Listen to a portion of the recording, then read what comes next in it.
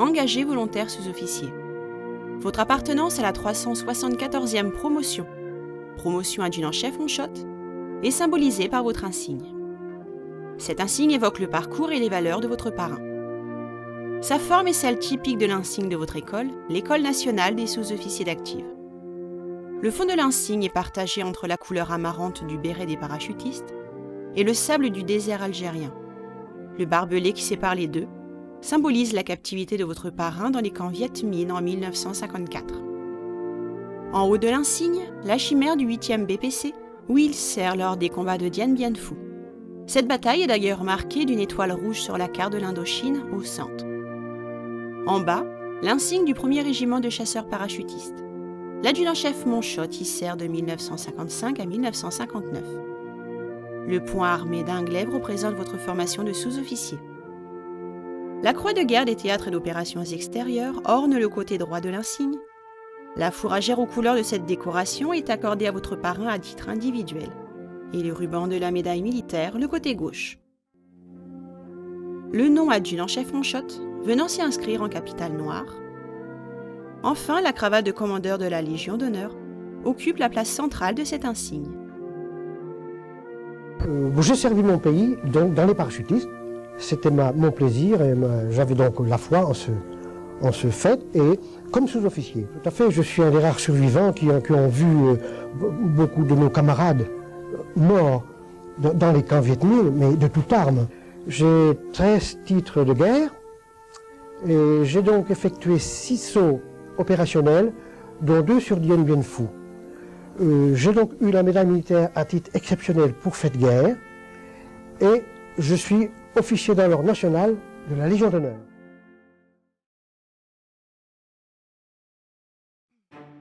Jean-Bernard Monchot naît le 24 juin 1929 à Auxerre dans l'Yonne. Issu d'un milieu très modeste, il connaît très jeune le servage comme garçon de ferme. Cette enfance difficile et ses frustrations forgent en lui une résilience dans l'épreuve, une volonté hors du commun et un fort désir d'évasion. Il s'engage le 15 novembre 1948 au sein des troupes aéroportées. Breveté parachutiste le 1er juin 1949 et nommé caporal le 1er janvier 1950, il est affecté au 10e bataillon parachutiste de chasseurs à pied. Il embarque alors à destination de l'Indochine en proie au nationalisme Viet Minh. À peine débarqué à Saigon, le caporal Monchot fait son premier saut de guerre sur Yen Mo au Nord-Vietnam. Il est confronté aux offensives Viet Minh, notamment le 3 novembre 1950 à Chiep Dong, où il se distingue par son courage calme et réfléchi. Il est alors blessé au cours de l'action. Nommé caporal-chef le 1er janvier 1952, il est affecté en juin 1953 au 8e groupe de parachutistes de choc, qui devient le 8e BPC, le fameux 8e choc du capitaine Touret. En juillet, le caporal-chef Monchot saute sur Kilua, proche du Tonkin. Les paras y détruisent un important stock d'armes et de munitions. Abandonnant alors le delta du Tonkin, le général Giap, commandant les forces ennemies, envoie ses troupes en pays thaï. Il entend conquérir le Nord Laos à partir de Dien Bien Phu. Les forces françaises décident alors de s'emparer en premier de la cuvette. L'opération Castor est lancée du 20 au 22 novembre 1953. Parachuté une première fois sur Dien Bien Phu le 21 novembre, Jean-Bernard participe aux reconnaissances offensives sur la route provinciale 41, puis aux abords du camp retranché en janvier 1954. Blessé lors de la défense de la côte 561, il est alors cité pour avoir permis avec un grand courage et malgré ses blessures, le retrait de la section de tête prise sous le feu ennemi. À peine remis, il se porte volontaire pour rejoindre ses camarades de la 2e compagnie, la compagnie Pichelin. La soviète débute le 13 mars 1954, transformant la cuvette de Dien Bien Phu en un enfer de boue et de mitraille. Il est largué le 16 mars 1954 avec le 6e BPC du commandant Bijard, faisant ainsi partie des premiers renforts envoyés face aux dizaines de milliers de Viet Minh surarmés, surgissant de toutes parts. Il se distingue encore brillamment à 3 reprises au cours des contre-attaques menées sur les postes avancés Dominique II et Eliane II, d'où il ramène le corps de son commandant de compagnie, le capitaine Pichelin. Le 5 avril, à la tête d'une troupe hétéroclite, Il est engagé dans l'assaut de nuit pour reprendre Huguette 6, poste clé qui tient le nord de la piste d'aviation. Un Bodoï lui tire dans le dos une rafale d'armes automatique. Il tombe grièvement atteint, mais demande à ses hommes de continuer le combat. Ils veilleront pendant un temps sur lui. Au petit matin, il est évacué vers l'antenne médicale, qui est dans l'incapacité de l'opérer.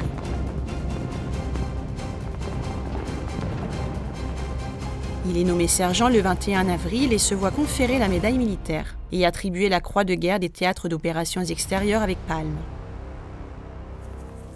Son calvaire n'est pourtant pas terminé. Le 8 mai 1954, les Viets ont envahi la cuvette, marquant la fin des combats, et font plus de 10 000 prisonniers. Le sergent Monchotte va alors parcourir pieds nus 700 km de piste à travers jungles et montagnes, en s'aidant de béquilles de fortune. Il atteint à la mi-juin le camp de Tueng Quang.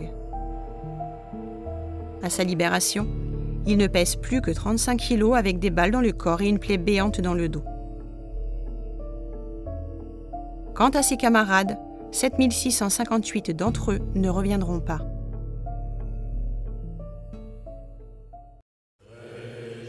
Sitôt remis, il rejoint en 1955 le 1er régiment de chasseurs parachutistes en Algérie. En octobre 1956, il est nommé sergent-chef et est désigné pour sauter sur l'Égypte lors de la crise du canal de Suez. Débarqué à Chypre pour s'entraîner avec les troupes britanniques, il est grièvement blessé au visage lors d'un attentat anti-anglais commis par les indépendantistes chypriotes. Aussitôt rétabli, il repart en mission de maintien de l'ordre dans le sud algérois. Son engagement dans la région de Tsalba est à nouveau salué.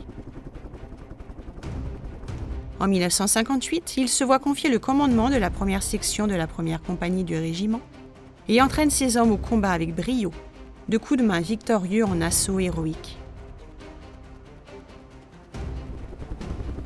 Nommé adjudant et victime en mars d'une blessure par balle à la clavicule, il est cité une nouvelle fois.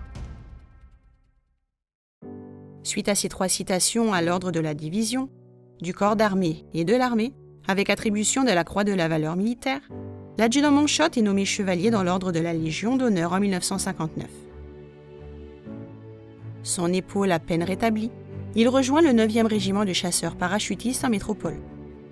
Promu adjudant-chef le 1er octobre 1962, il s'affaire alors à transmettre son expérience aux jeunes recrues jusqu'à sa mise à la retraite le 12 janvier 1965 pour blessures graves et incurables. Il est promu officier de la Légion d'honneur en 1970, puis commandeur en 1998. Il s'éteint le 29 juin 2022 et rejoint tous ses compagnons d'armes qui ont magnifiquement servi la France aux 4 coins du monde.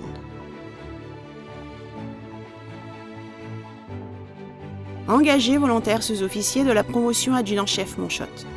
Votre parrain a démontré continuellement lors de son engagement une abnégation et une volonté peu communes. Le parcours élogieux et les qualités humaines de ce très modeste garçon de ferme, qui, s'élevant par l'effort, est devenu le parfait chef parachutiste, a survécu au camp Viet Minh et s'est vu élevé au rang de commandeur de la Légion d'honneur.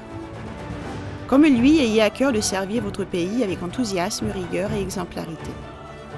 Futurs sergents et maréchaux des logis de la promotion adjudant-chef Monchotte, dans les moments délicats qui ne manqueront pas de jalonner votre carrière, inspirez-vous de la vie de votre parrain, qu'elle vous permette de triompher de toutes les difficultés qui attendent tout jeune chef.